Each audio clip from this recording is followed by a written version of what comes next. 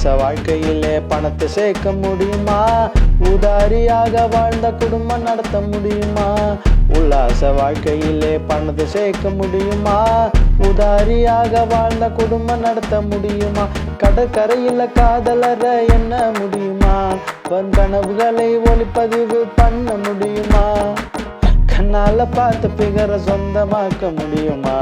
கண்ணால பார்த்து பிகர சொந்தமாக்க முடியுமா? பின்னால நடப்பதான் இப்ப சொல்ல முடியுமா? நடுக்கடலில் கப்பலை இறங்கி தள்ள முடியுமா? ஒரு தலையா காதலிச்சா வெல்ல முடியுமா?